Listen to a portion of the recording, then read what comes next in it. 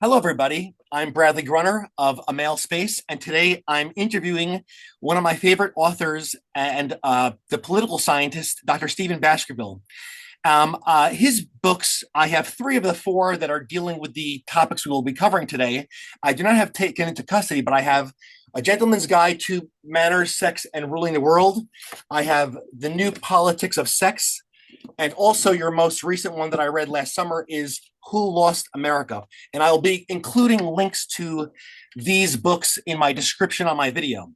So, today we're going to be discussing the topics of fatherlessness, the case for father custody, and the emasculation of America. So, what I would like to start off here is something that you've gone over in your essays is that there's been much complaining and mention of the divorce regime, the lack of male industriousness and ambition, rolelessness of men, and the fatherless crisis. Now, what I've noticed also in the huge amount of material online of this sort of complaining and whining that you've been discussing also in your essays is that what I see even from the mainstream pundits like Jordan Peterson, Tucker Carlson, Scott Galloway, including the so-called Manospherians, is that it seems to me there's a lot of complaining, there's recognition of these issues, but no one ever wants to rewind and see how we got here and how to get out of here. So if you don't mind, I know that you've gone through this in several of your videos, interviews, and articles. Would you like to tell my audience as succinctly as possible, how did we get here? Was it all from sexual revolution, or were there other social changes that led to this problem? Right. Well, it certainly exploded with the sexual revolution, I think, in the 1960s, and then even more so with the dominance of feminism in the 1970s. So the ideological element is something I stress a lot, the role of radical feminism, and that really took control, I think, in the 60s and the post 60s, the 70s, and the decades since. That has a big role in it. The other thing that happened roughly in that same time was the legal changes, which were driven by the feminists, the no-fault divorce, which really just codified what had been going on anyway for decades in the courts, the shift from a patriarchal family to a female-dominated reproductive system that really was codified with no-fault divorce and with other changes, court cases, and others, legislation that took place in and after the 1960s and 70s. But there were definitely antecedents to it. And the main antecedent, I think the most important one, was the welfare system. And that really began essentially in the early 20th century with the professionalization of social work and the progressive era. And that's what really began the process of the welfare state. And then it really took off with the New Deal under Roosevelt in the 1930s. And then it just exploded in the 1960s with the Great Society program of LBJ Johnson. And I think the takeaway from that is that it was the low-income population, the poor, primarily inner-city Blacks, but also other minorities like poor whites in Appalachia and the South. These are the places where a lot of this government control of the family, government control of people's private lives. This is where it wheedled its way into our lives. And nobody was paying attention because, of course, this was primarily the first victims of this, the first targets of this, if you like, were the poor, were low-income people into the welfare system. And so middle-class America, especially middle-class men, were really blindsided when the feminists took control, with the 60s radicalism, when they commandeered the welfare system, spread it to the middle class, used the culturally permissive atmosphere of the 1960s, which I don't have to describe, the Woodstock generation, Yes. to slip in, radical sexual innovations and experiments. And so it was taking this decades of growth of the welfare system and really politicizing it explicitly, developing its potential in the 1960s and after, politicizing it, spreading it to the government machinery to the middle class, From there, that's really how it's accelerated and how it's dominated our lives today. So that's a thumbnail sketch of it. You said succinctly, so I made it Yes. succinct. But any of those aspects, I think, could be we could elaborate on them. You could go back further. I mean, you could go back further and say that there was, of course, the feminist movement developed in the 19th century, especially in America and Britain, and then before that, you could trace it back to the French Revolution. Yes. With Mary Wollstonecraft. In fact, you could even trace it back further to the American Revolution a little bit, and even a little bit to the English Revolution of the 17th century. Just very incipient. So you could argue that in many ways, the power, the rights of women has been increasing. The family has been breaking down ever since the end of the Middle Ages, all through the modern era, with the rise of liberalism and then socialism and then doctrinaire feminism. And I should mention the welfare state was also a product of the combined alliance of, initially it was kind of a socialist project, but it also was very much a brainchild of the feminists as well. So, and I guess, again, another takeaway is that throughout modern history, we've had a modern history since the end of the Middle Ages, has been a history of radicalism, radical politics of various kinds. And in each of these radical episodes, the revolutions, the radical movements, the working class movements, socialism, communism, anarchism, in all of these things, feminism has been in the margins. It's been part of it. It's been part of all those movements. But it was really in the 20th century that it exploded and took its own, won its own day in the sun. And that's what we're seeing today. It moved out of the margins, what was in the French Revolution and the 19th century working class movements, and it's really and I believe it's the dominant movement today on the left. I think socialism and Marxism, even what do they call it, cultural Marxism, is basically kaput. I think it's not a terribly important thing anymore. I think it's given way; it's been displaced by feminism. And then, of course, the other changes in government power, the judicial changes, the bureaucratic changes, these are partly the result of feminism, largely the result of initiatives of feminism, but also they are power grabs by the legal profession, the bureaucracies of various kinds, and to some extent corporate America. Yes, it's interesting that you say how far back this is going, because in the book Libido Dominandi by E. Michael Jones, which I did not get to finish, that one was very lengthy. I started it 2 years ago, and I was astonished just how far back this sexual revolution goes back. And I think that people underestimate this. They say that sexual revolution started in the 1960s, but they really do not understand the roots of this, which leads me to say also, discuss this as well, is that what I noticed also, just to backtrack, is that I actually learned from your book just how deep feminism goes, and just how, like you said, how many areas of society it has reached, from the, as you say in explaining your book, the military, education, the courts. It is just astounding how far it has penetrated into our lives and the relationship between men and women. Now, yes, what I've noticed. Very much. Go ahead. I was going to say, you point out that I've written 4 books on these topics. Yes. I discover every day areas of life that it's penetrated and implications that it's had. So the implications are not only multifaceted, they're also very subtle sometimes. Yes. And it's taken me years. So the sexual revolution is not easy to understand. It's taken me years to understand it. 4 books and numerous articles. But go ahead. Yes, exactly. Yes, and I have other books sitting here also. I also have Sexual Utopian Power, The Feminist Revolt Against Civilization by Roger Devlin. And that was another book that was real eye-opening. And that's how I learned of you. I learned of you from his essay, Rotating Polyandry and Its Enforcers, in which Roger Devlin discusses your book, Taken into Custody, and the other book, Female Infidelity by Michelle Langley, which I'm not sure if Langley is a feminist, but her book, from the way he describes it, has a very feminist flavor, which we're going to get into here.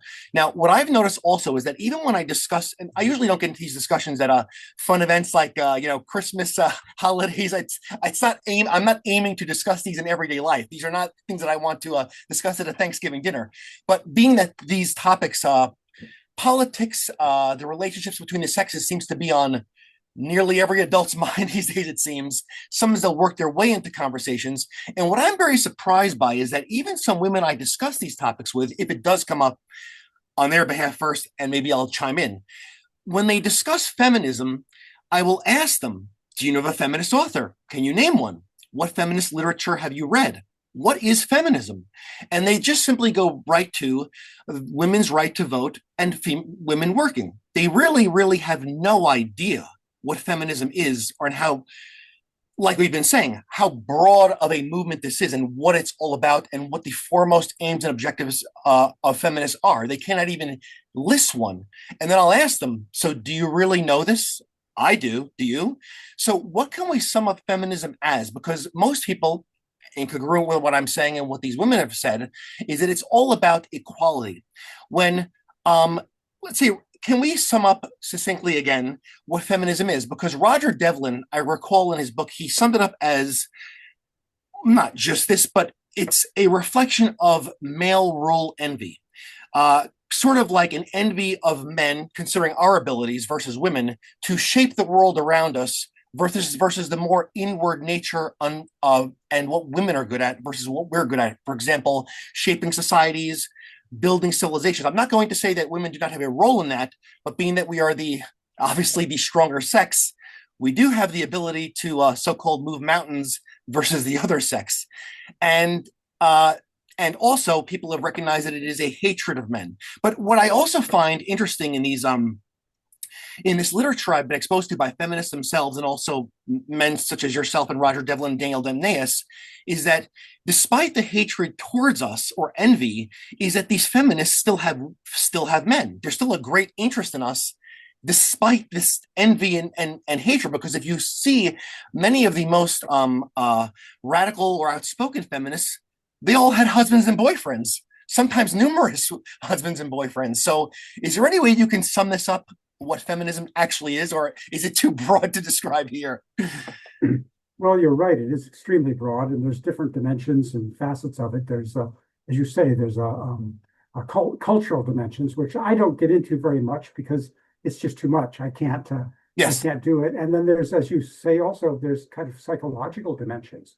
The penis envy and the elements of the people. There's some excellent Freudians like Howard Schwartz, who's talked about this. That might be worth discussing at some point.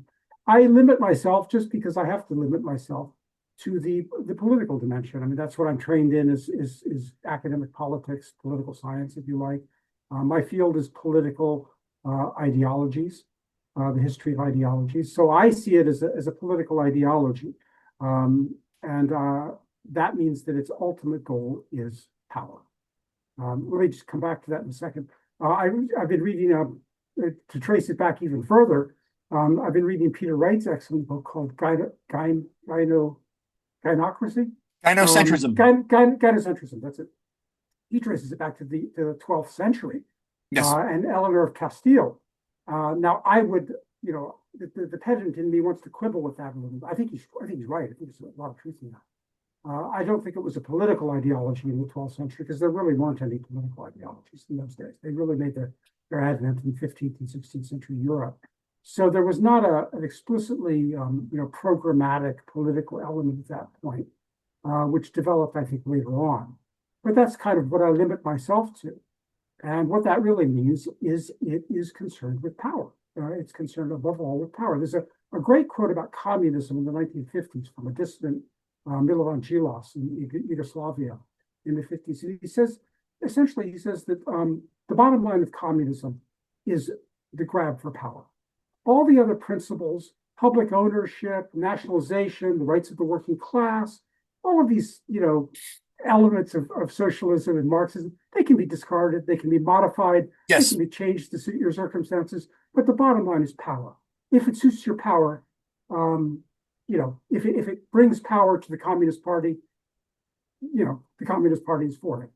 And it's much the same with feminism. Their basic aim, they talk about equality, which is meaningless between things that are different. But they have all these supposed principles about gender equality, but they really don't have fixed principles. It's about grabbing power. It's the aggrandizement of power. And I think that's, with feminism, if you look at things like, the unequal treatment in so many, we'll get into it, maybe we'll get into it later if you like, the unequal treatment of men in so many ways, but they just don't care. Yes. The number of feminists that do care, maybe in the old days, if some liberal feminists would admit that it was unfair to men or something, but they just don't care. So there's no real fixed, and this is the way it is with political ideologies. They don't have fixed principles. Their aim is to acquire political power for the cadres, for the people that push it, and this is what this is what feminism is. And I think that feminism, what that essentially means in practice, is there's basically two ways that women acquire power. They acquire power through their bodies, Yes. and they acquire power through their children. And actually, I should add a third one. Traditionally, they acquire power through their men. They can, Yes. The Lady Macbeth phenomenon or the Hillary Clinton phenomenon. They can acquire power through their men, or they can acquire power on their own, which means basically the power of their bodies, power of sex, and the power of their control over children. Yes. You see, because I've noticed that because, and I've discussed with some other people, they've also mentioned this quest for power also, because what I noticed, and again, congruent with what I said before, is that even some leading feminists, they express their dislike and hatred of men and resentment, yet they attach themselves to the most power-hungry, sadistic men, as Janice Flamingo has pointed out. And that seems incongruent, but when one thinks about this power, this lust for power, it really is not incongruent. That's the way I see it. And what I'd like to get into here also, you said something, actually, I want to get into this now that we're talking about feminism, is that, as Dr. Daniel Amneus said, if I recall correctly, that the foremost aims of feminism are 100% ownership of the child raising and reproductive processes and unbridled sexual freedom. And I think that some people do not know that. And that's how I see it, considering I've educated myself on the subject. Is that the case? Is this what it is? Oh, I think that's absolutely correct. I think that's spot on. Yes, feminists want monopoly control, because they know this. They know that their power comes from their control over children and the reproductive system, and so they don't want to share that control with a man. They don't want to share that control with a father, and they want a monopoly on it, and that's what Amneus's insight is, and he's exactly right. That's also what things like, for example, the whole abortion, the demand for abortion, the single-minded pursuit of it.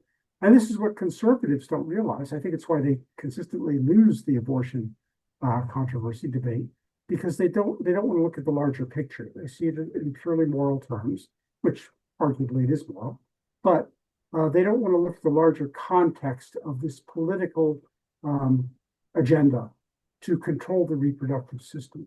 And this is why not only abortion, but this is where the no-fault divorce came from in the 1960s, which again, conservatives lost that time without even firing a shot.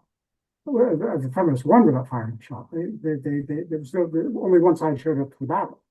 The feminists had devised these no-fault divorce laws going back to the 1940s, and they were just waiting for the opportunity to get them enacted. They couldn't do it in the 40s, but with the permissive atmosphere of the 60s, and with everybody's attention elsewhere, civil rights, Vietnam, and so forth, and with the Woodstock permissiveness and all that, they got it through. And there was no debate, there was no discussion, there was no, they won. The conservatives didn't show up for the fight. But that's what and that was the biggest victory I think feminism's had. The two of them, the welfare state and the no-fault divorce, were the two things that really gave them, I think, virtually monopoly control over the reproductive system. And then, abortion is just, tightening up the loose ends. I see what you mean. That makes perfect sense. And also, when we discussed, just to backtrack also, what I wanted to get to before that, what you were discussing before, is that the deep state was created. Now, when you said we're talking about the minority men and also poor men, such as from Appalachia, now, were these fathers in those predicaments removed from their homes? Is that what happened? Like, how did this all come about? I mean, that did these bureaucrats and social workers come into the homes? How did they get the men, the honest, decent men who were working? How did they get them out of the home? I mean, what went on here? Good question. Good question, because it wasn't institutionalized or codified in that sense. What happened was gradually over the course of the 20th century, the welfare system developed itself into a matriarchy. You had the professionalization of social work profession, which meant that social workers had a bureaucratic interest in a bureaucratic hostility to fathers. They didn't want fathers in the home. They also, from the very beginning, social work was basically a quasi-feminist enterprise.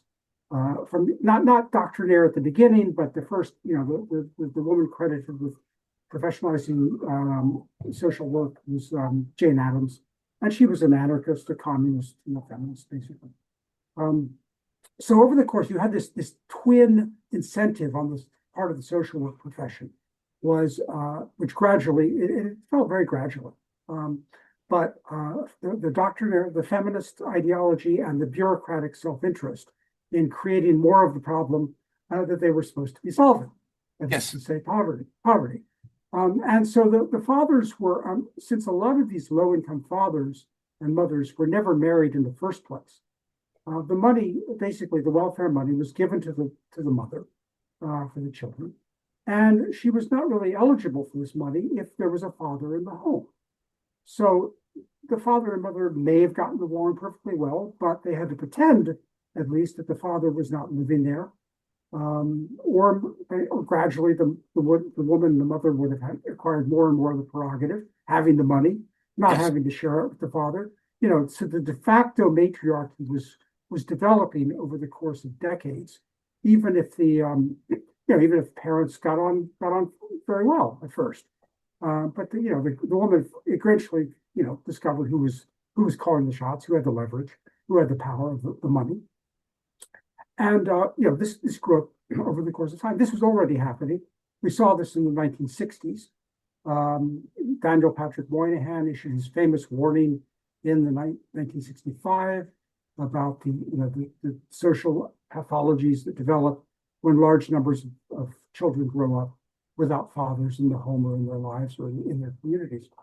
So this was developing. Now, what also created even more of a crisis was, as the welfare system became more and more expensive and unaffordable, and all the way through this, by the way, this problem of the fatherlessness, there was no need to demonize or blame the fathers. They just basically, everybody was quite, the fathers were marginalized. They were kept out of the home. The mother took charge of the home. She got the money. She got the kids. She got the decision-making power. The father was pushed out. You might not like it, but, at least he didn't have to worry too much about making a lot of money. And unfortunately, fathers didn't make a lot of money for a lot of the low-income fathers. So, but as the system became more and more unaffordable, they had to come up with a way of financing it. And what they did, this really, the kind of poop hit the fan in the 1990s, basically, with Clinton's welfare bill, welfare reform. And Clinton pretended to remove some of up till this point, welfare reform had been devoted primarily to reducing the rolls, getting the people off the welfare rolls, reducing the welfare rolls, getting the gender neutral people back to work. From welfare to work is the name of a program and this sort of thing. But increasingly, with the 90s, what happened, the other thing that Clinton's welfare reform of 1996 did was it strengthened the child support system. They decided, let's start getting the fathers to pay for the welfare, to reimburse the government, not to pay their families directly, not to support their kids directly, not even to pay the mothers directly, but to pay the government back for the welfare check that was going to the mother. So the fathers were hit up for this child support, which didn't go to the mother, it went to the state. And in order to justify this program, the fathers had to be demonized at that point. they had to be demonized. The fathers were deadbeat dads. They were low-income fathers, and increasingly they were middle-class fathers were being included for reasons we can come back to. But that's when they really had to demonize the fathers. It's also when the feminists really realized the potential of the welfare state. They realized that the social work profession was a source of power. So welfare went from becoming a necessary evil. By the way, up to this point, go back to the 70s, 80s, 60s. Well, everybody was against welfare. Nobody liked welfare. Everybody said it had to be reformed. The conservatives didn't like it because they said it was wasteful and bloated and full of spongers. The socialists, the liberals didn't like it because they said, well, people should be working. Government handouts are demeaning. They really shouldn't be, people shouldn't be taking charity from the state. And even the communists and Marxists didn't like it because they said it was sapping the revolutionary fervor of the working class. So this welfare was like bread and circuses to keep the working class down. So everybody thought welfare was bad, a necessary evil at best. Well, the feminists in the 90s really discovered that no, welfare was not a necessary evil. Welfare was a way of empowering women, empowering the social workers, the feminist social workers, and empowering supposedly the single mothers themselves. So with the child support system became a system of plainclothes gendarmerie, a plainclothes police force operated by feminists. And so this is the ultimate empowerment. And so this is when the deadbeat dad thing just went through the roof. Every media outlet in America was ranting on about deadbeat dads and the need to, catch these guys and put the screws to them and send them to jail forever. And Bill Clinton made his speech, "We will catch you, we will find you, we will make you pay." So it was, this is a lot of it. And by the way, the same thing was happening with child abuse. Child abuse had long been a program that had been limited to low-income welfare families because that's where child abuse occurs. It occurs primarily in single mother homes, in welfare homes. Mainstream America wasn't totally concerned with child abuse. It was a low-income phenomenon. But this machinery had been put in place in the low-income communities as a result of the Mondale Act of 1970. And the same is true of domestic violence. Domestic violence took place mostly in homes that were breaking up and when there was custody battles going on between the mother and father, and the mother wanted the children. So all of these things were politicized, especially in the 90s, and the feminists became plainclothes police who were capable of not just marginalizing the men by giving the money to the women, as the welfare system had been doing for decades, but they were actually able to demonize the men and incarcerate them, usually without trial, as being deadbeat dads, child molesters, and wife beaters. So that's where the feminists took control in many ways. I see. Thank you for that. And now what I noticed as I was saying to you, my messages to you, that when I was growing up in the latchkey kid era of the 1990s, keyword latchkey kid, meaning broken homes, or either too many divorces or people just obligated to work too much. And I witnessed firsthand in the early 90s growing up in one of the boroughs of New York City, Queens, even though it was a suburban environment, Queens, some of the areas are more suburban, especially where I grew up, let's say Little Neck and Glen Oaks and Bayside versus, let's say, more urban areas like Long Island City, Elmhurst, or Astoria. But even in some of these suburban environments, people, I think that sometimes people, when they watch movies or shows, they think that all these social deviances are only in the so-called ghetto, and that only ghetto people, certain that disparaging term ghetto people, still baby mama drama that exists only there. But by the time that I was in the 90s as a teenager in Queens, New York, the social problems were there and I witnessed them firsthand. So would you mind telling my audience how this spread to the white middle class as well? I mean, I grew up, let's say, lower middle class, but it did trickle into the middle class. And I know the reason, but I would like you, being that you are the subject matter expert, to explain it better than I can to the audience. Well, this is a key point. Yes, it's a very important question. How did all of this uh, spread to the middle class, and why did it happen so quickly? Why was the middle class, white America, especially blindsided by this so quickly? And again, it happened largely in the 1990s, but it was growing. Well, it was growing before that. And the short answer to your question, simple answer, but short one, but true, is no fault divorce. No fault divorce expanded the system of broken homes and single mother homes from the low income families to the middle class. Now that it didn't happen that quickly. It had been growing for decades, 30s, 40s, 50s. You could go back even further than that. But the no fault divorce really just codified what had already been taking place.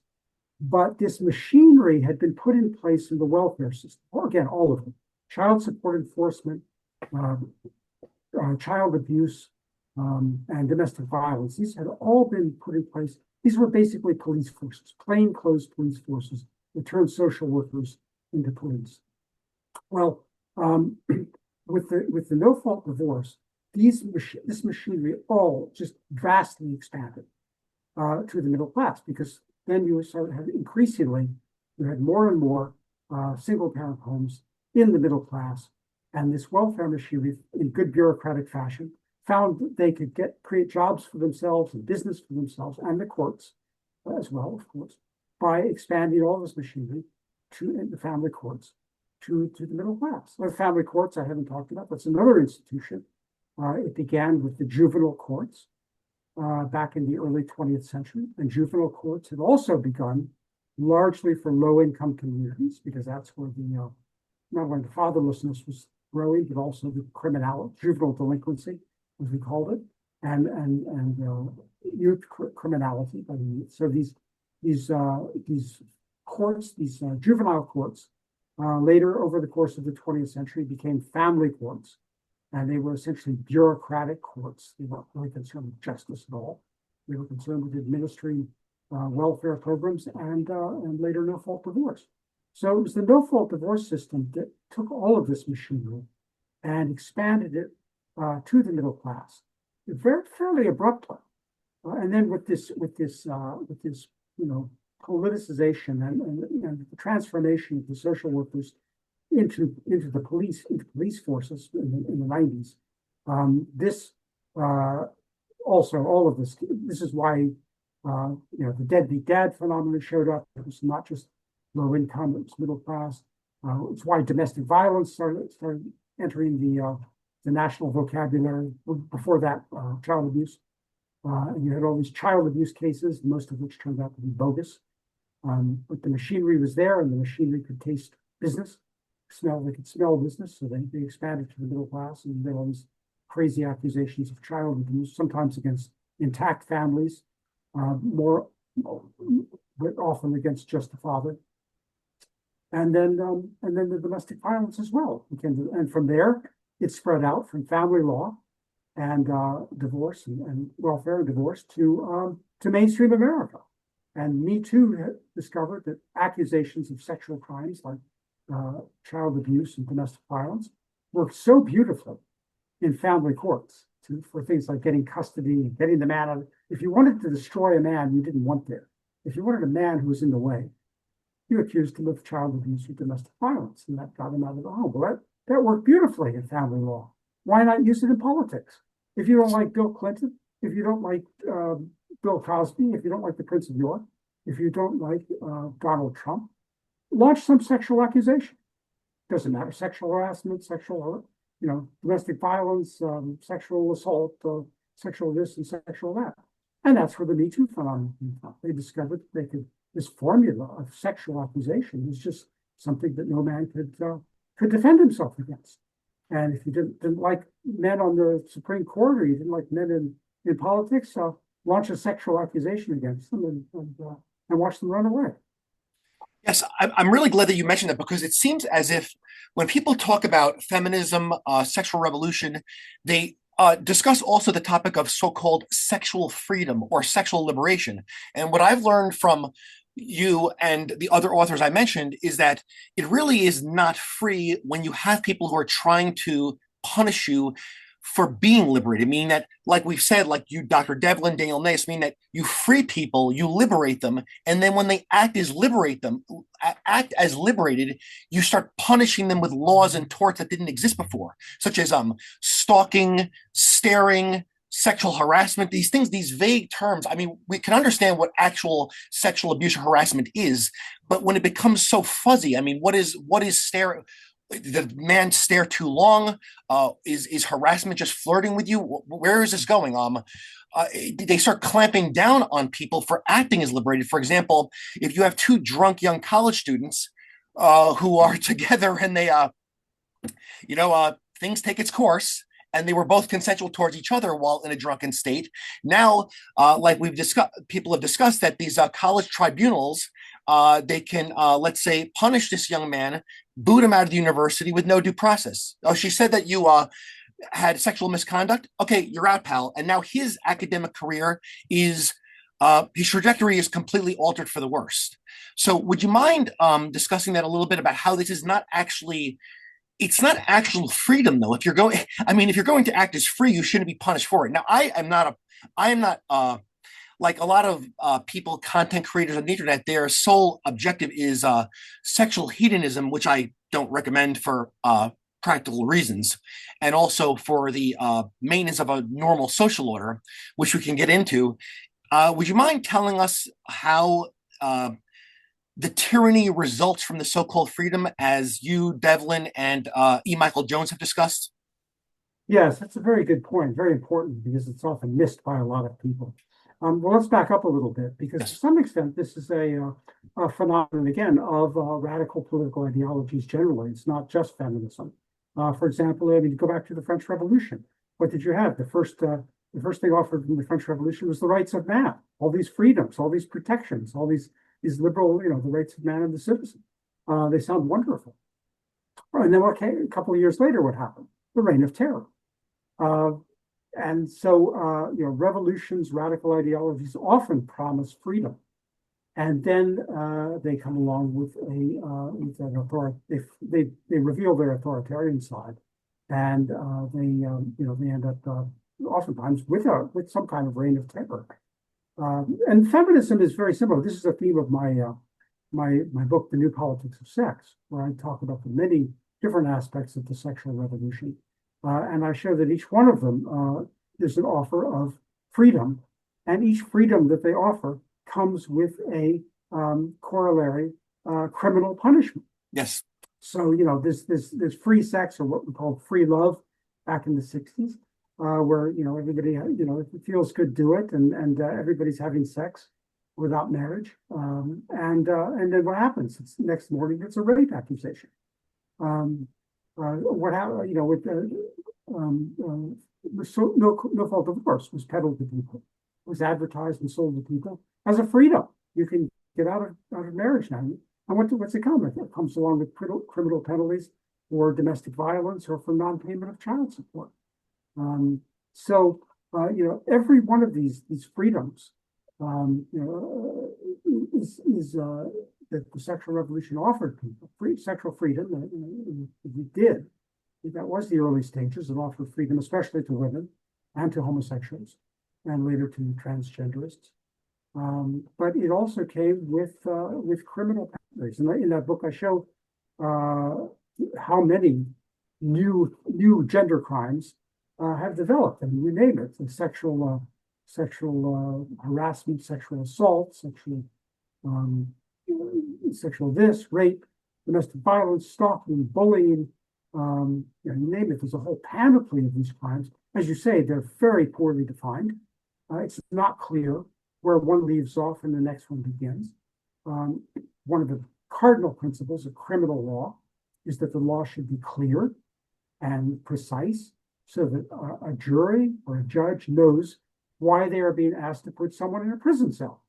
Right? If you have to make a vote in a trial, and you're being asked to put someone in prison, you want to know precisely what he's done and what law he has transgressed.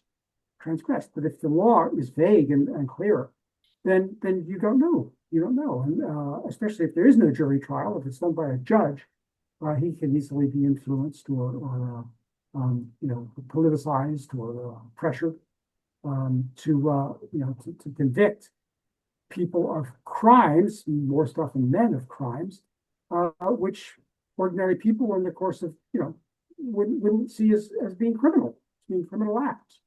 So, should you be allowed to should you put someone in a prison cell for staring at a woman too long? And you say, they're taking up too much space on the metro.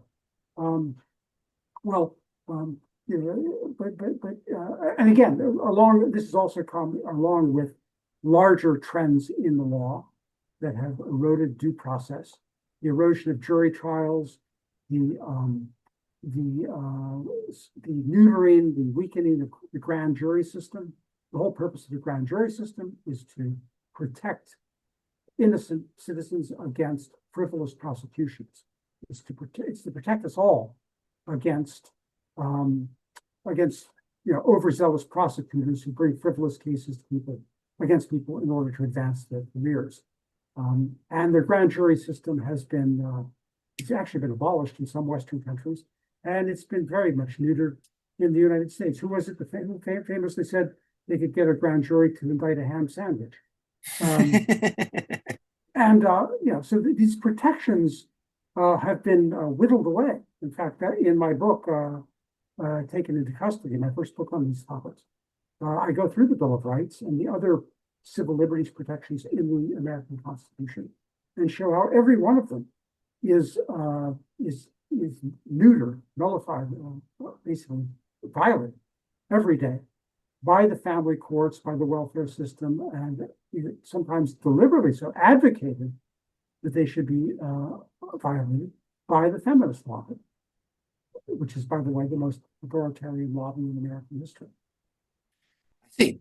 Thank you for that information. Now to move on, I want to get to the subject of some of what Dr. Daniel Amneus has discussed, and also Roger Devlin has discussed, because again, I'm not, let's say, the spreader of ideas. I'm not a unique thinker on this topic. I'm more of a learner, and a learner of these topics because of my own experiences that have drawn interest in me to them. So I want to, let's say, discuss some of the work and also how they tie in with my own observations. Now, we discussed before the feminist aim of unbridled sexual freedom, and it's going to go into some territory that I don't think people like, but we're going to keep it as mature as possible. Now, the way that Amneus, if I have it correctly, and also Michelle Langley in the book Female Infidelity, is that it shows this, and as Roger Devlin described it, as rotating polyandry. In Amneus, and he had a very strident style, a sort of a politically incorrect kind of harsh style to him.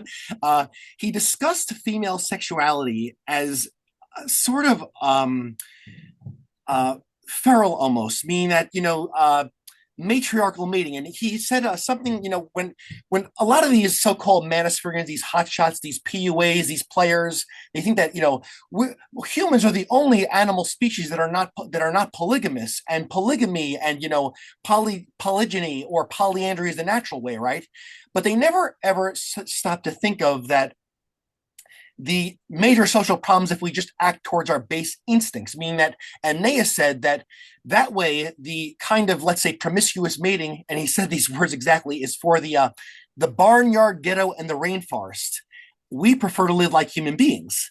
And what I think also that people have this, like the man I discussed this with, Andy Nowicki, he said that the sexual revolutionists, they taught us to think of sex, the pornographers included, to think of sex in a disembodied way, meaning never thinking of how our, let's say, promiscuity, the lack of restraint affects society at large, meaning what is creating the fatherless crisis. They never put it back to these sort of sexual indiscretions. Well, a lot of these manosphereans will complain about single mommy. You'll see it all over X. You'll see it all over YouTube. They keep complaining about it while also exhorting men to take part in what creates these kinds of problems, what creates single mothers, what creates fatherless households. Do you see this incongruence going on? Because the sexual hedonism and the aim for hedonism, and also this As you've discussed, I'm being a little scattered here, but I'm trying to piece this together. Even in your book, and I actually chuckled at your subtitle name. It was "We're All Women Now," and also Dr. Helen Smith also said, she said, we're treating everyone like women. Is that I think these feminists have us in a stranglehold because of the male sex drive, because everything is now measured through do you have a woman? How many women can you attract? What attracts women? And each YouTube, you could scroll down YouTube, and almost every other topic or title in this genre, the male sphere in this internet spaces, it's all based on how we're going to impress women, how are we going to get women. The man with the most women is the coolest man. Have you seen this? And also, do you see the disconnect between our sexuality and what makes babies? I don't know how else to put it. That's the most succinct way to put it. This disconnect, this disembodiment. I think you know where I'm going with this. Yeah, well, you've actually raised several points there, and I'll try to answer as much as I can. Yes, Follow up if I don't answer everything. that's fine. The first part you said, especially about the hedonism and the male, the male pursuit of free love, as we call it, Yes, free sexuality outside of marriage. You're right. Yes, there's no doubt about that. Men have acquiesced to this. yes, They have a role to play in this. I mean, if you like, I don't think Playboy magazine led to the feminism, but it probably exacerbated it. Interestingly enough, Hugh Hefner, the founder of Playboy magazine, was actually blindsided by the feminists. He thought the early feminists were his allies. He was all in yeah, favor of mini skirts and he was genuinely perplexed when the feminists turned against him. He thought they were allies, and they turned against him as an oppressor of women. So, but yes, I think men have done this, and I think it's a shame to see men continuing to do this too, to say, well, I'm going to avoid marriage, I'm going to avoid children, families, I'm just going to, to indulge in sex with as many women as I can. I think that's, I think that's short-sighted, and I think it is giving fuel to the enemy. I mean, if you look back, this is an old theme in the history of political thought. Again, it's my field, but a certain amount of sexual continence and sexual puritanism is a part of every stable civilization. It's part of every radical movement, by the way. yeah. I wrote a book about the Puritans and argued the Puritans were the first radicals. Mm. And you can see this in the Jacobins in France. You can see it in the American, the Republicans in the American Revolution. Even Lenin was sexually puritanical in the Russian Revolution. And so, because it's an old idea, and you can trace it back further, even, to the Greeks, there's a certain amount of abstinence and sexual rigidity and regulation, sumptuary laws, laws regulating how people could dress, what they could buy, what they could wear, what they could consume. This was all based on the idea that self-government requires self-control. If you indulge in these things, licentiousness and sexual freedom is something that tyrants want to encourage, because if you can indulge people this way, they will become, they're easier to enslave. Frederick Douglass pointed this out in his autobiography as well. Many examples.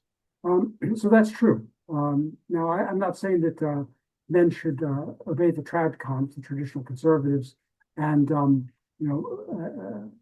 for these serious problems with that as well, if you get into it if you like.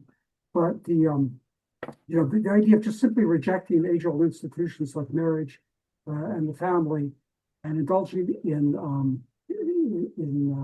sexual licentiousness, sexual promiscuity, I think, it is men's role in many ways to establish what Amneus calls sexual law and order.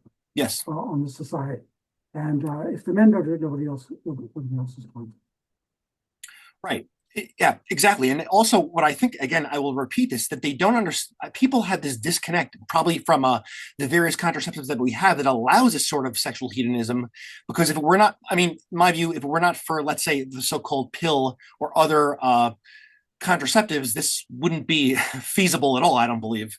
And now, but also with the women, also, as we refer to it, as Devlin pointed out, he calls it rotating polyandry. It seems as if the promiscuity is expressed in the women different than the men, meaning that men have this playboy fantasy of having a palace, and there's a young woman in every room for every fantasy that they have. Whereas the woman, it expresses itself in the hypergamy, where there's something, the grass is greener on the other side. And now, as discussed in that essay, Rotating Polyandry, uh, exhorted by feminists, that you can, the woman, for example, it's not necessarily promiscuity, it's more like hypergamy, where, this is the best man now, but when that man becomes boring, I'm going to leave him again with no fault to him or no justice, and go on to the other man. And sometimes the man that she left is now funding her adultery, as you pointed out in Who Lost America.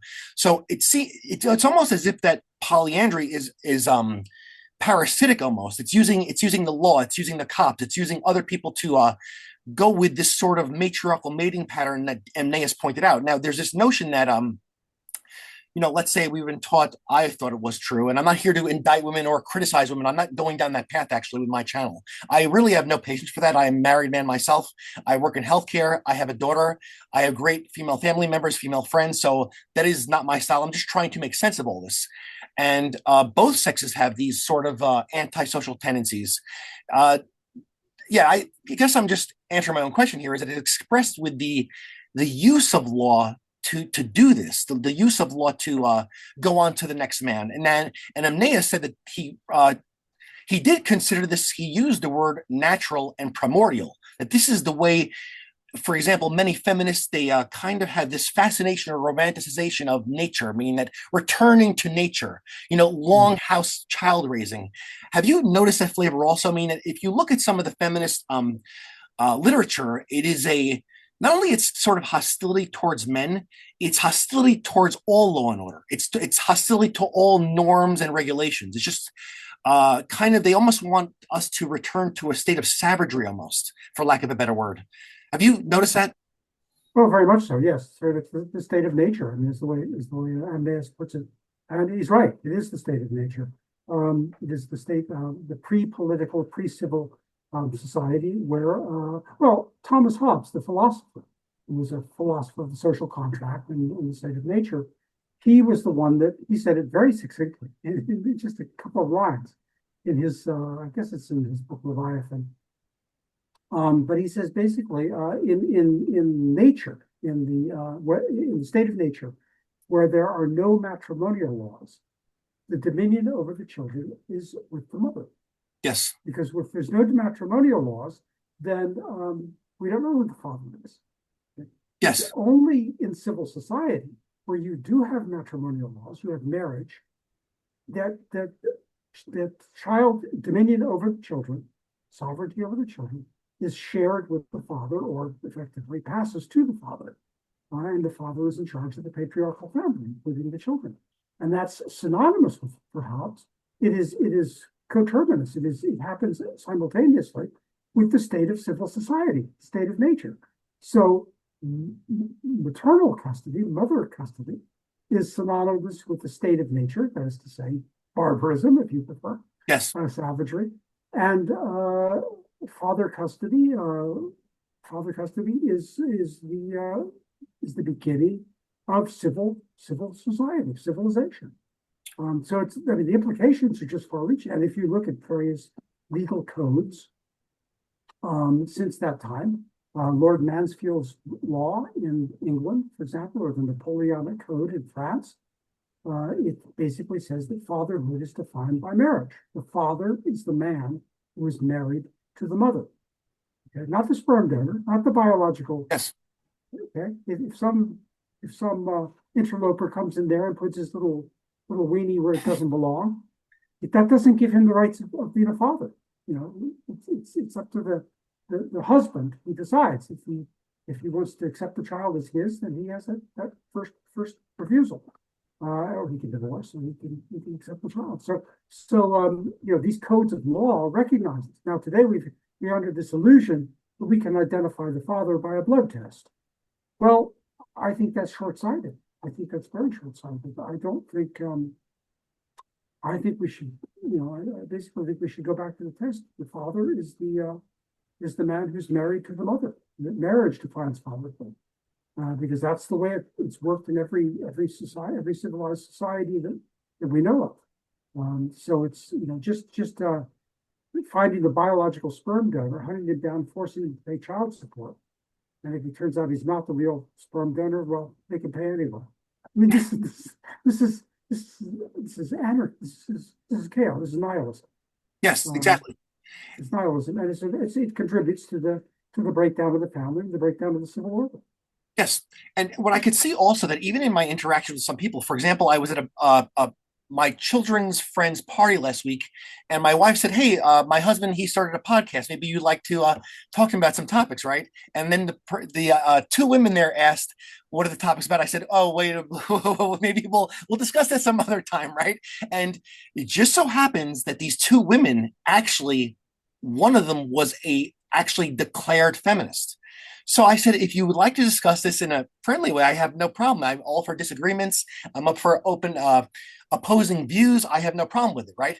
Now, when I discuss this with them also, and I've stated that marriage, the foremost purpose of marriage is ownership of children, they get very, very, they have a problem with that term. They have a problem with that phenomenon. You own the children. Who are you? Do you just want control? See, that's one of them actually said that's your male fragility. I said no. I said it is not male fragility. I'm not going by emotion here. I'm going by what is evident. That's what I'm going. I said for example, I said, and I've discussed with what I've learned from various people, such as yourself. I said that the father is the weakest link in the family, and they look at men like, how dare you say that? What do you mean you're the weakest link? I said, no, you, the female sex, is the stronger sex, sexually speaking. We are the weaker ones in this sexual dynamic. And then they'll say, why do you want power? I said to them, one of them, I asked, why do you want to take my power away from me? I'm already the weakest link. What do you want to weaken me further? Do you want to weaken us? And even sometimes just in jest, I have jokingly said to some women that I know who have, cohabitating boyfriends, long-term so-called relationships. And I put relationships in quotes these days because to me, that's another term these days, maybe for another discussion that is completely meaningless at this point. Boyfriend, girlfriend. I've discussed it in other videos. I don't even know the meanings of these terms anymore. So sometimes I'll just give like a little dig to people who have so-called partners for several years. And I'll say to some men, I'll say, oh, did you call your wife? And they'll say, oh, come on, man, it's not my wife yet. They kind of chuckle at that idea, right? Of it being wife. They have no problem with the idea of wife. I've said to some of the women, I said, so did you have a nice time with your husband? Just joking, because they're on a friendly terms with me. They joke with me all the time also, right? But they really become resistant. I mean, they know that it's a joke, but they become resistant. They'll say, that's not my husband. Who are you to say he's my husband? And I think to myself, why are they scoffing at this idea? I mean, it's not my business, but you can see this resistance towards the man having some type of equity or stock in the home. Do you see where I'm going with this? Where does this come from? Where does this? Is this like, let's say, like for example, men have, let's say, some tendencies that are not favorable, or let's say we don't think are that good. Is that also a female tendency, just generally, not amongst the feminists, but just this sort of resistance to say, okay, I'm committing to this man.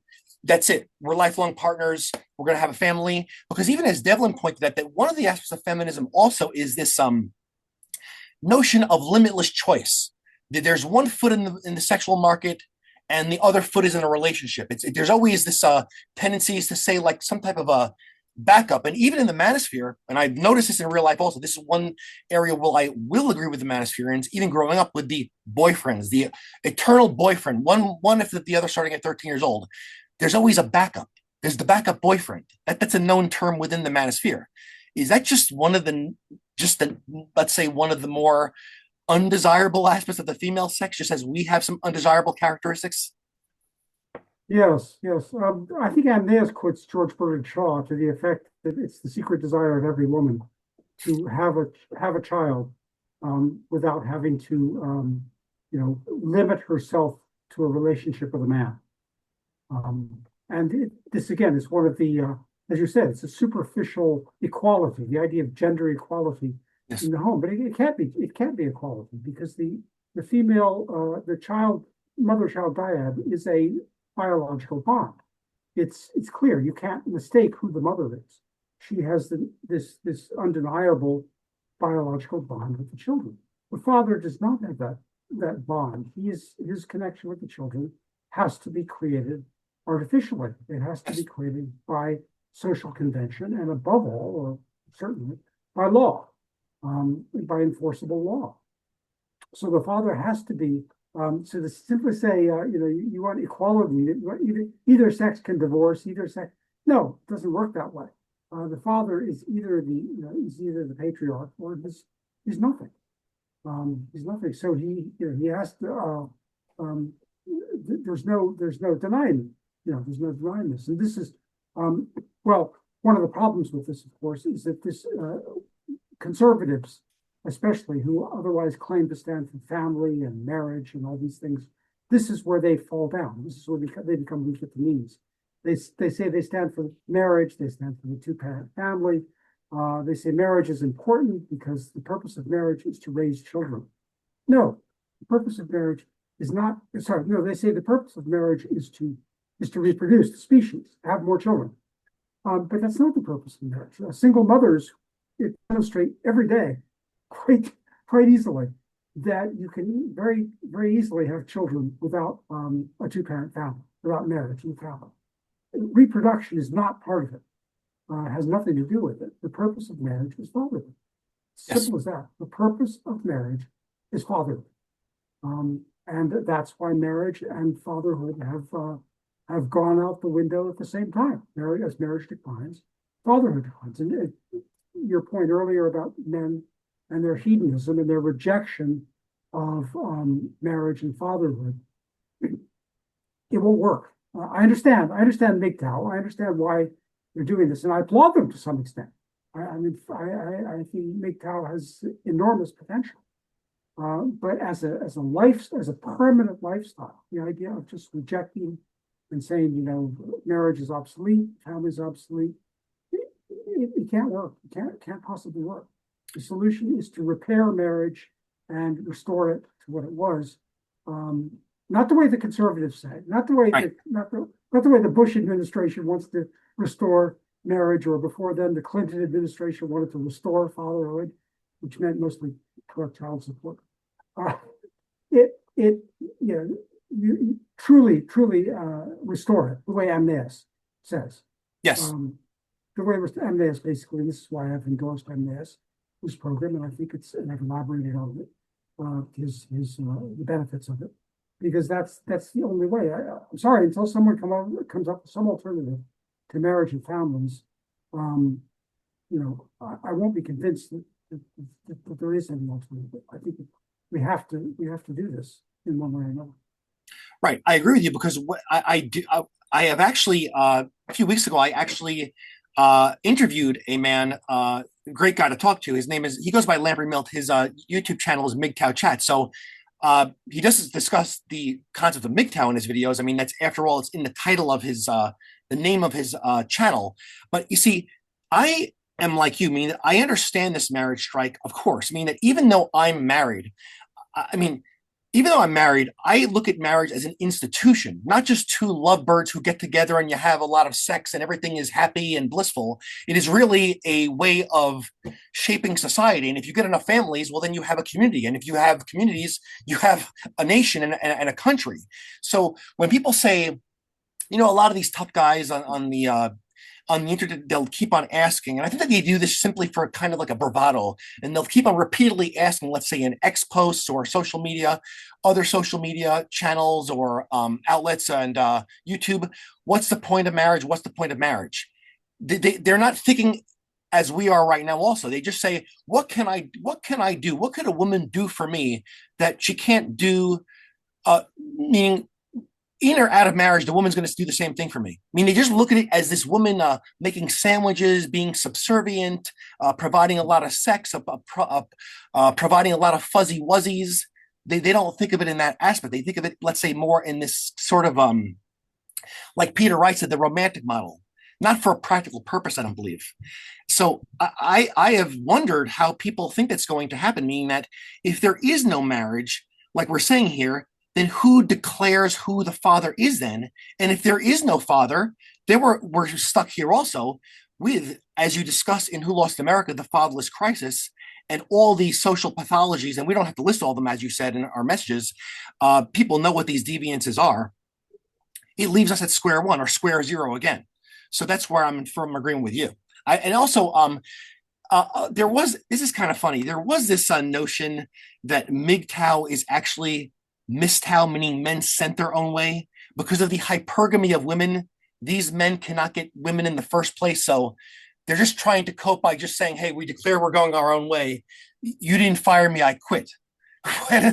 As we've discussed in Amneus and Devlin, and I'm not putting words in your mouth, that we noticed that when there is the abolition of sexual mores, of monogamous marriage, it creates a sort of Darwinian mating pattern where, because the women are so-called free and not married, they just chase the men at the top, and it leaves a bulk of the men without women.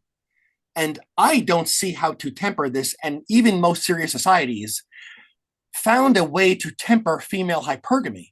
Because even as we've discussed, referring to the essay Rotating Polyandry, the rotating polyandry is expressed from the hypergamy, meaning that the woman is hypergamous. Well, now we're going to use the state to get rid of this guy, and I'm going to go on to the next best guy. So, I mean, but then again, if you mention this to people, they'll say, who are you to force women to do this? Who are you to force this?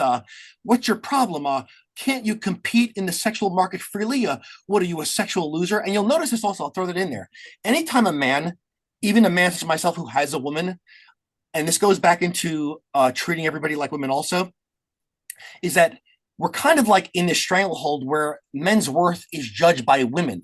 Meaning, even if you do talk about sexual regulation and keeping it contained within marriage or serious relationships, a man could be viewed as a sexual loser. What are you, a loser? You're afraid you can't attract other women? You can't compete? I think, do you see where I'm going with these two little subtopics I've gone with? Because right now it's to the point where women either want, I don't mean all women, I mean, there's a trend, there's a tendency where the women simply want to go out with, let's just face it, criminals or deviant men, or really at the top, the upper echelon of men. How do you correct that then? And also, if you do talk about this, for example, pulling the linchpin from feminists and also establishing and reforming marriage, people will say this, they'll say, the sexual revolution already happened. We can't put the toothpaste back in the tube. The train already left the station. And people actually talk like that. They'll say it's over, it's done. And do you think this is because of a fear of women? Well, there's definitely is a fear of women. There's no doubt about that. And it's pervaded all of our political class, especially. Yes. Because, well, for whatever reason, I mean, there's a number of possible reasons for that, but it's certainly, it's been compounded by their political power. I mean, there might be psychological, social reasons at the beginning, but, the political power of women today is just certainly reinforces and compounds whatever other power they have in our society. So yes, I think that's very true. The political class has completely let us down, and by that I mean the conservatives, I mean the churches, I mean the legal profession, I mean the government, family policy, civil servants, all of whom were at one time devoted to preserving monogamous marriage. They've not only gone from they're not preserving it, they are actually sabotaging it. The foxes are in charge of the hen house. So I don't see any way. I don't see any way around this. As far as I don't see any redemption coming from the political class in any way. And you've mentioned MGTOW, and I said that I have ambivalence about MGTOW. On the one hand, I don't think it's something that is a permanent lifestyle. The idea of withdrawing, and I don't this idea of whole incels. I'm kind of skeptical that even such a thing. I don't know who invented this term incels. I wonder if perhaps it's an invention of feminists in order to slander and to make MGTOW men look like Right. nerds or I'm not sure there's anything more to it than that. I've never seen any statistical proof that incels even exist. and maybe they do. But my point is about MGTOW is that as a lifestyle, as a permanent philosophy of life and a lifestyle choice and a basis for our civilization, MGTOW is of no value and is destructive. Men are in this planet, are in this world to lead and to show courage and to face problems and challenges and to defeat them. This is what literature is about. It's what politics is about. On the other hand, if you see MGTOW as the marriage strike, or MGTOW meaning the marriage strike, as a means to an end, as a source of leverage for men to do precisely what I'm advocating, leading, then I think MGTOW has enormous potential.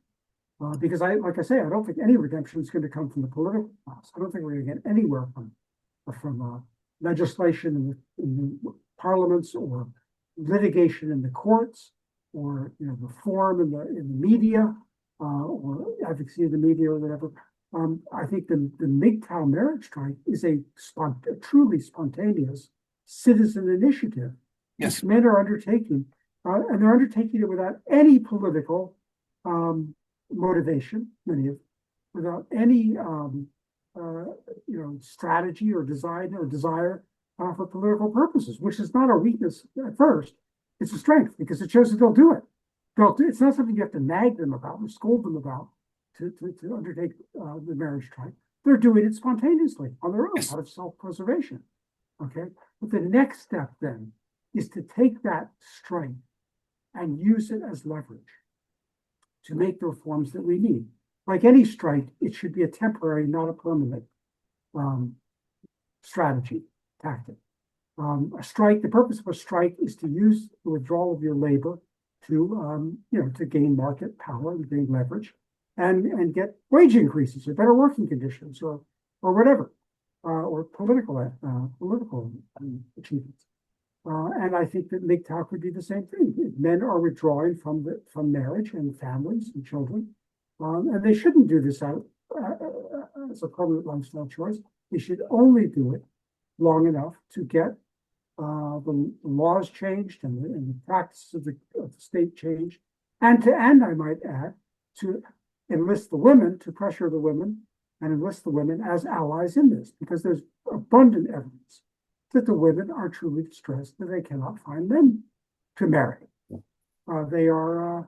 They voice this all the time, that they can't find men to marry. And the traditional conservatives attest to this because they scold men and they nag men to get married. Senator Josh Hawley is perhaps the most prominent example of this, scolding and nagging men, where he wrote a whole book urging men to get married. Well, Senator, if you want men to get married, I suggest you are a political office holder. I mean, if it's not your job to reform the laws, then whose is it?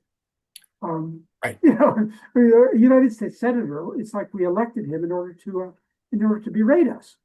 We don't elect senators to berate us. We elect senators to change and enact the necessary laws and repeal the desirable laws. And Senator Hawley is doing just the opposite. He won't do his job, but he's berating us for the way we live our lives. Yes. Yeah. Thank you for that explanation. And also, what I wanted to get back to also, the incel term, obviously, it's a portmanteau of involuntarily celibate. Now, I do believe it exists. I do not use it as an insult. I will not use it as a slur because, I don't believe that womanless men should be shamed because they're womanless. I don't judge the value of a man if he's with a woman or not. So this arose, my understanding, and I believe it's true, it arose because of sexual revolution when we do not have certain sexual regulation, such as, the foremost being monogamous marriage and also standards for keeping, chaste until you marry. That creates a situation when there are no guardrails or no demarcations of who's with who. It does create the effect of the women, because of their hypergamous nature, to go for specific men, to go for a minority of men, either men who are at the top in, let's say, looks, resources, status, popularity, or charm or whatever. Also, which I don't believe people, well, I think the cat's out of the bag of this one. And I've noticed it firsthand growing up and being around certain elements of society when I was younger, is that to go for the worst men, meaning that the middle men, the more ordinary men, get, let's say, shoved out of the picture, and either this deviant or criminal men or upper echelon men start getting the bulk of the women, meaning not let's say 100%, but monopolizing many of them also. So I just use the term womanless man. I mean, but then again, also is that this leads me to this though. Also is that uh, if the trend now is that because women have their own provision providing for themselves, well, we're stuck in this situation, and maybe this is a topic of another conversation. I understand that. Well, how would we get the men to be more attractive to the women? I mean, they're talking about the birth rate. Putin, other people all over the world are talking about a birth rate. My view, and I've been discussing this with many people, well, if men can't get a date, maybe we should work on that first before we start talking about the birth rate. Uh, is that something we should consider also? I mean, this is part of the puzzle also, when there is no expectation of monogamous marriage or monogamy at all. Right. Well, this, of course, is the argument against polygamy. And people, feminists, Yes. make out polygamy as if it's a, oppression of women by, making them, lots of women share one man. Right. But the real victims of polygamy are not the women, many of whom quite happily join harems, by the way. Yes. The victims of polygamy are the men, the large numbers of men. If one man has four wives, then it's three other men who don't get a wife. Right. And I think it's another argument in favor of enforcing the monogamy laws, Right. the marriage laws. Right. And if you're gonna have a system where reproduction takes place outside of outside of marriage, outside of wedlock, then men are the losers. It's another example of more evidence that men are the losers. Yes. And because a lot of people also, I believe, and again, I don't talk about this in real life, but being that I'm on social media now, I'm going to be producing YouTube videos. I have been. I'm looking at stuff online, and there's a lot of fantasy of polygamy by these, I call them online tough guys who are saying whatever they want to because they're not in the vicinity of other men that they're berating, such as Andrew Tate. That's a whole other topic. Also, these certain characters online that are coming along, these big badass tough guys who talk about polygamy and how macho they are because of all their women, and other men say polygamy is just fine and dandy. When I think to myself, well, if you're really in a polygamous society, would you have this polygamous fantasy? And they think it's just like this fun and games, where in other polygamous societies there's a bride price, and these other societies that have polygamy are far more brutal and barbaric. I mean, those are not societies where some of the men are just sitting in the stereotype of a young man sitting in his basement, eating Cheetos or playing video games and watching porn. These are these societies are not the most comfortable to live in, and they do present a number of real serious social problems, like violence and more tendencies to mistreat the neighboring countries. And again, I think that there's this disconnect between fantasy and reality that the sexual revolution has instilled in many of us. I'm not sure if you agree with that, but that's what I see also. So, but these political pundits like Tucker Carlson, or even some politicians, when they talk about raising the birth rate, I think that they know better, but they simply just don't know what. They just will not mention what it takes to restore order. Meaning that Scott Galloway, maybe you've heard of him, he was actually saying something ridiculous like, women only chase the top 20% of men. We have to find how we could fit the other 80% of wayward men into the 20%. Well, that's not happening. We have a division of labor in this country. We have differing skills and abilities and needs in the country. We're not getting all 100% of men to be stunningly attractive or thrilling or rich.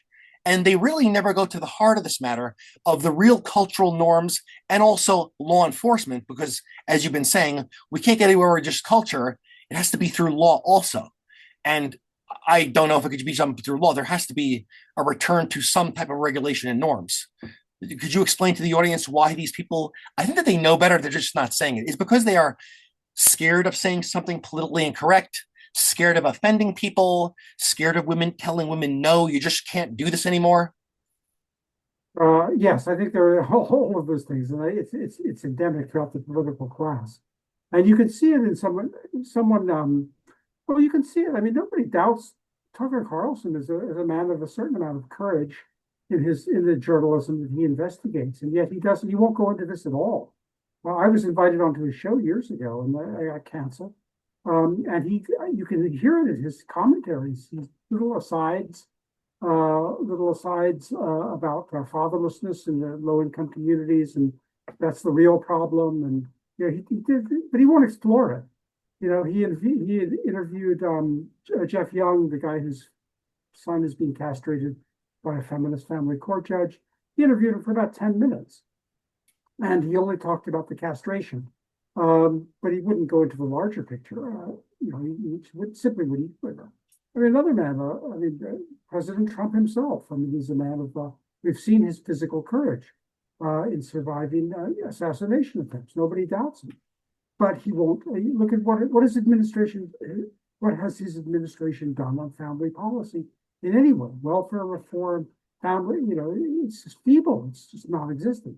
As you say, it's pathetic, ridiculous proposal to pay women $5,000 Yes. to have a baby. I mean, this is absurd on the face of it. And yet, so this is through two administrations now. And Trump has done nothing. So men whose physical courage, I don't doubt for a minute, they become completely weak at the knees when it comes to confronting the feminists and especially conservative women who may not call themselves doctrinaire feminists, but effectively, they are protecting women's prerogatives in the home, and they're not going to let go. So yeah, you're right. I mean, Elon Musk is another one. What does he have to lose? And yet he's been, he's seen the family courts, he's seen the child support system. He doesn't take. He's a man of intelligence and imagination. He can see that it's clearly unjust.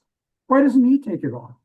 Over the years, I've had a number of high-profile conservative political men come to me privately and say, I've been summoned to court. I've been, taken to court. I am, I'm being forced to pay ridiculous amounts of child support. I'm going to lose custody of my children. What should I do? And I say, why don't you start by speaking out against the injustice of this?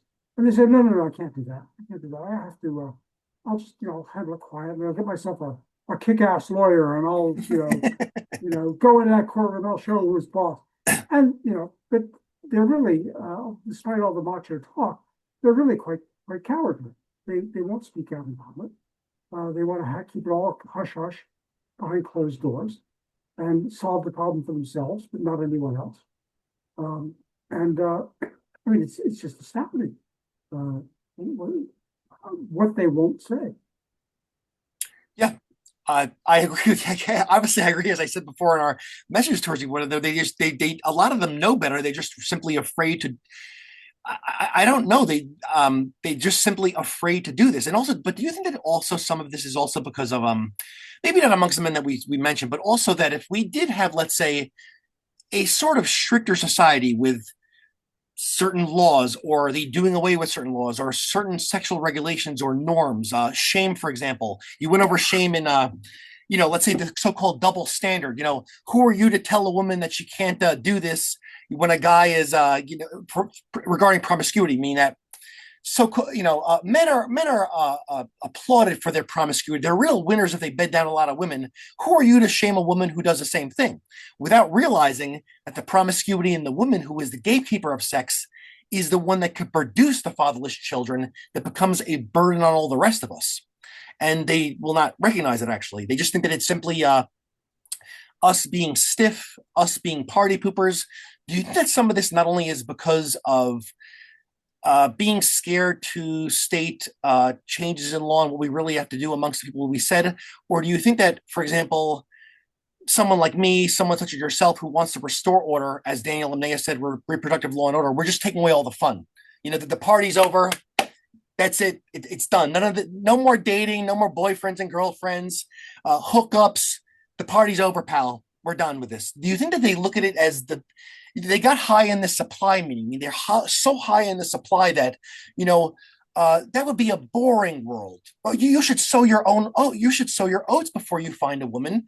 You should bed down, yes, and then go on to marriage. Is it a matter of that also? Because as we can see, I'll make this concise: is that when a man does talk like this, he is looked at as a sexual loser because he's not a hedonist. Meaning that I was on one time called on Threads, the other platform that's similar to Twitter or X. Someone said to me, "How could you be an incel and a husband at the same time?" So simply because I said something that he didn't like on these sorts of matters. How did we're also in a stranglehold, as I said before, where everything about us is catered towards the feminine, meaning that how many women a man gets is, as I said before several times here, if you say something off-putting, you must be an incel. See, it's all through the female lens. Like you said in your book, we're all women now. We're all being judged by what a woman wants, asking the question over and over. Go, what do women want? How to be attractive towards women? We're kind of like in a stranglehold almost. Like, do you see where I'm going with this? Mm. Yes, well, there's certainly we have allowed this hedonistic um, attitude to displace the older attitude of, well, you use the word shame, and I think that's I think it's very important. This idea that there's a certain correct way to live your life with variations, but there's basically you live by you play by the rules, you live by the rules. You have a family unless you have a good reason not to. You don't have to sow your wild oats. I blame here really more than anyone the churches. I think it's the churches that have abdicated because, after all, when you think about it, religion. First of all, I think it's just worth saying that churches and religion have enormous civic roles in society that we do not appreciate. And among the most important of those is in the family. It's not the only place. And these are mostly non-coercive. The churches were traditionally in charge of a whole series of non-coercive punishments, penalties. Churches, primarily, most of which were shame, based on shame.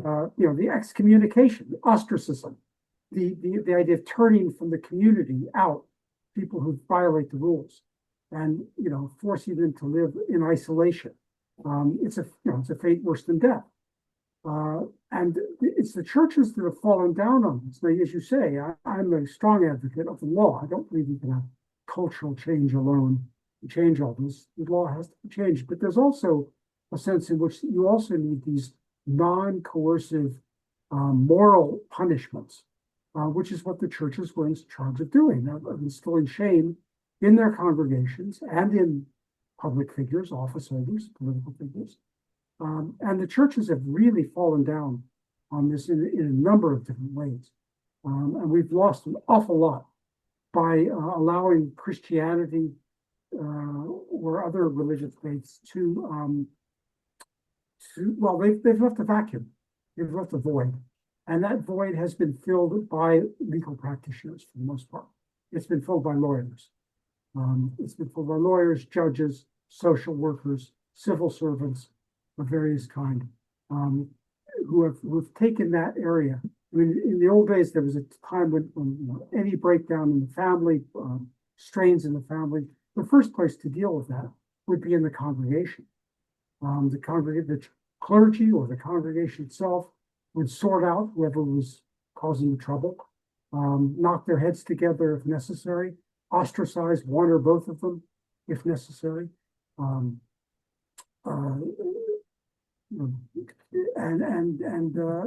the churches simply don't do this anymore.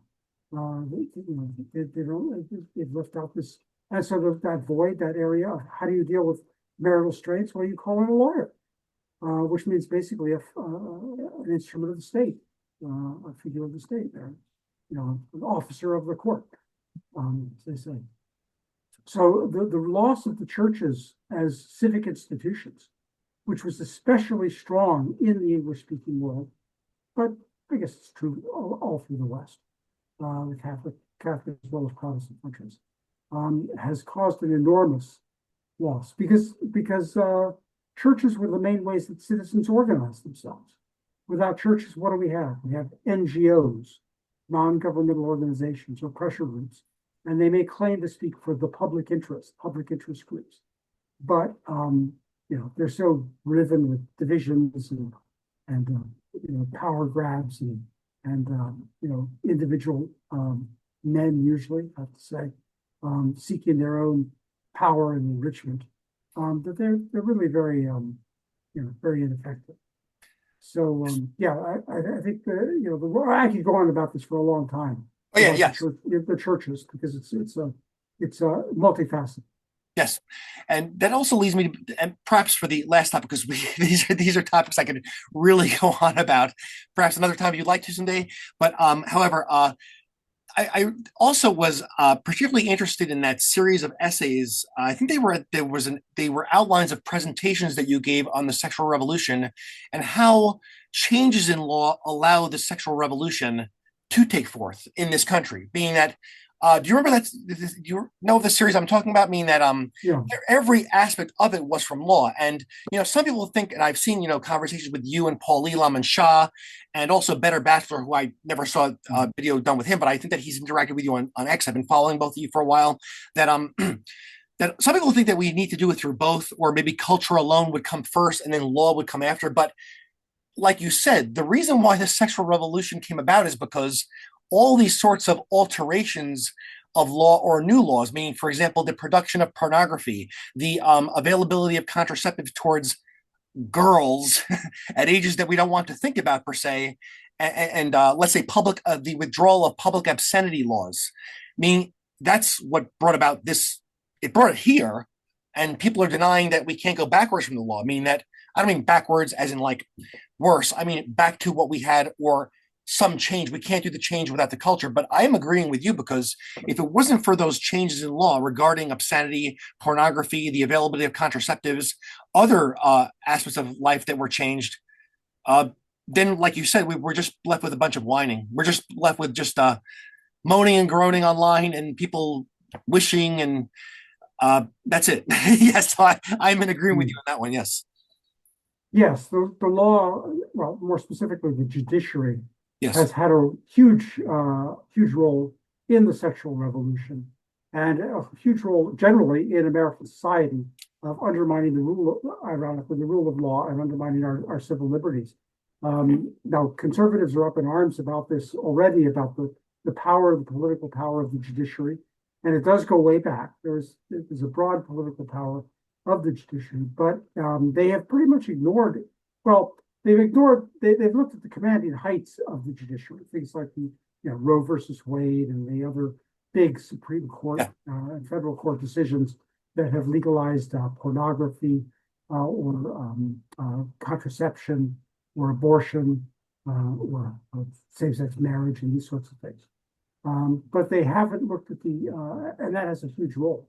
All of that is important. But they haven't looked down at the grassroots of the judiciary and seen how it affects ordinary people, for example, in the family courts.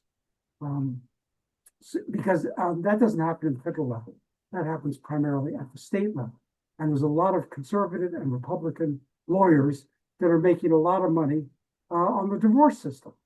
So, the conservatives are part of the problem there, and the judiciary is not just failing to do its job properly. It is part of the problem. It is actually undermining its previous role as the guardian of our civil liberties. It's actually the one violating the laws and the protections that it's supposed to be protecting from other parts of the government.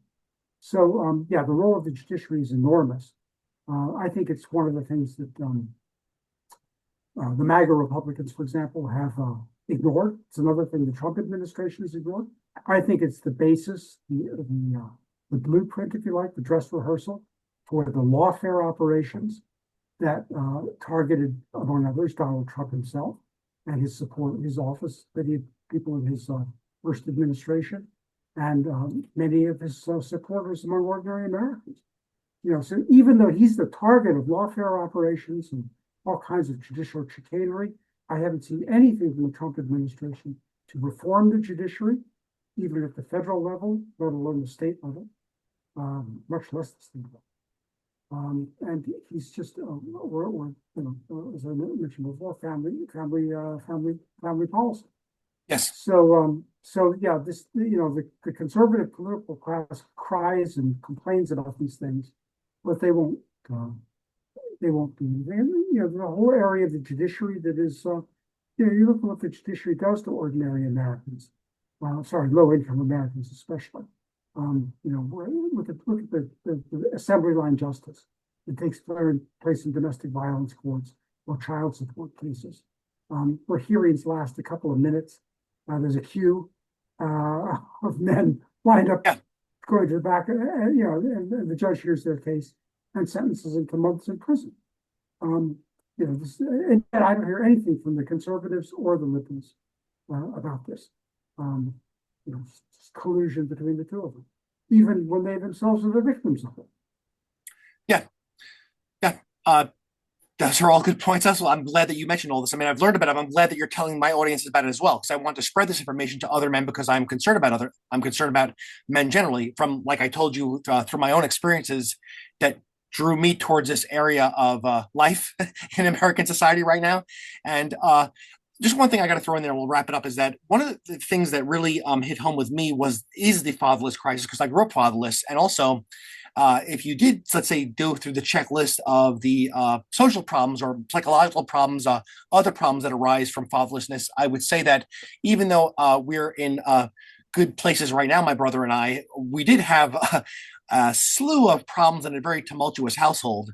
This fatherless problem affected me personally. I mean, I did have a mentally ill and negligent father, so it wasn't as if he was kicked out or something like that. But eventually there was a divorce, though. But because he was both negligent and mentally ill. But the thing is that through the '90s, I also saw this from this. I won't get into details for understandable reasons that you'll see. Is that what I noticed is that pertaining to sexual liberation is that I don't think that people sometimes ponder what can happen to children when fathers are not there to defend their families. And if I recall correctly, you said in taken into custody is that fathers are there to become rightly violent, not senselessly violent, but violent when their children are in trouble. And my grandfather actually acted accordingly in the case of his children, meaning that even one time when my uncle was violently threatened by another man, my grandfather took care of business in a physical way, actually.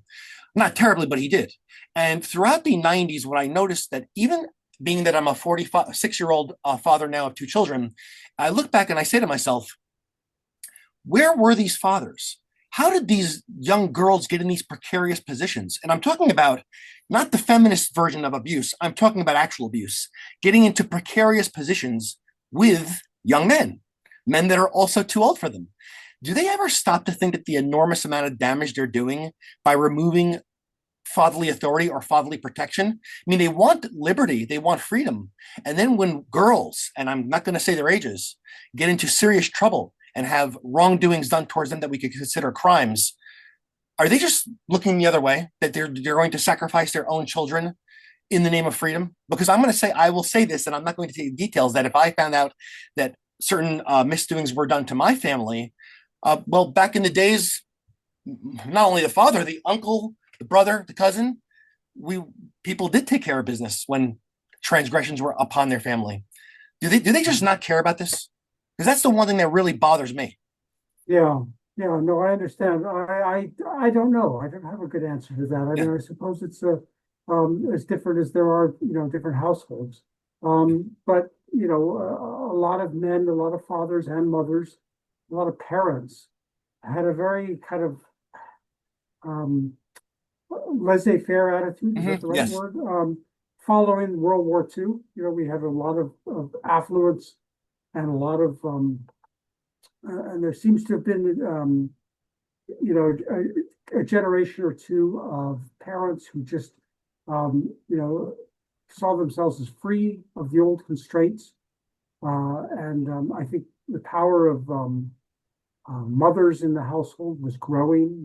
Many women were becoming more assertive and more masculine, more domineering, and fathers were withdrawing. So there is a cultural, sociological dimension to this. Um, uh, but I don't, aside from the political one, aside from the role of the state, um, but I don't have a good answer why we let this happen the I way we say, did. I Because say, ultimately, you're right. Ultimately, we did let it happen. We did let it happen. We did let this. A lot of men, myself included, I never dreamed. I thought I was a good father, but then when I get served with papers, I suddenly realized I was blindsided. Like a lot of men, I had no idea that this kind of thing had happened.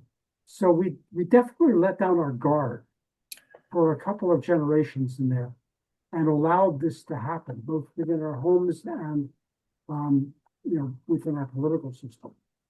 right, because I was recalling with a female friend of mine who I went to high school with, and we're from a let's say the lower middle class of Queens or middle. I believe that she was middle class. I think that I grew up in a garden apartment, so I always said to myself I was lower middle class, not as a disparaging way, but whatever. That's besides the point. Um, when we recall the amount of people that have died of drug overdoses through the years, or people that were involved in criminal activity or gangs, just winding up in life, not not here or just unwell. Again, like I said in the beginning of this conversation, I think to myself, did these parents know what was going on? Did they know what kind, not only the drugs were being used, but the kind of drug is used? Did they know what people were doing? I mean, like I was saying with Raymond Thoughts in Mind, he has another good YouTube channel that touches upon some of these topics. Movies like Kids or the movie Bully, that was in those cases art imitating life, and it was just simply appalling, actually.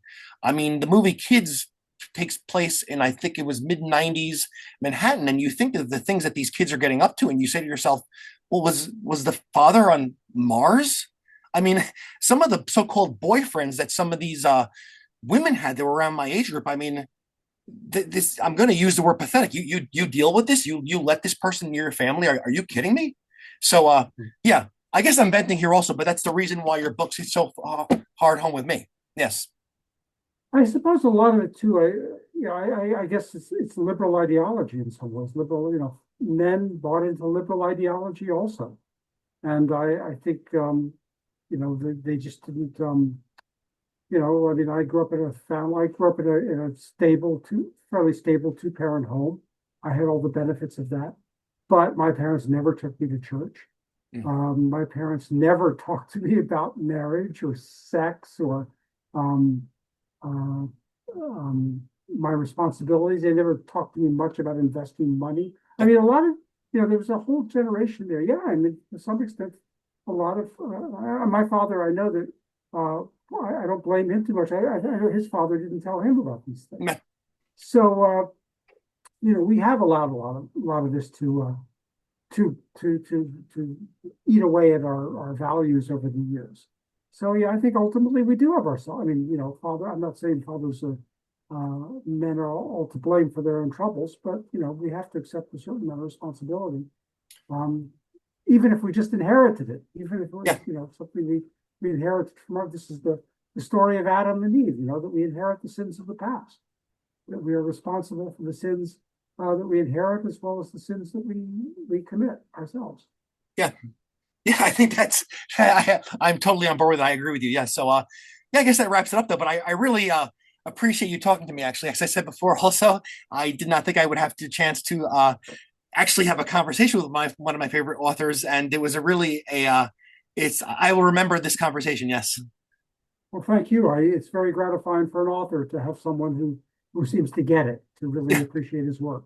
Yeah. And that's not always a common thing these days. So I'm Yeah. grateful as well. Okay. So thank you for being with me. Okay. Have a nice My day. pleasure. Okay. Bye.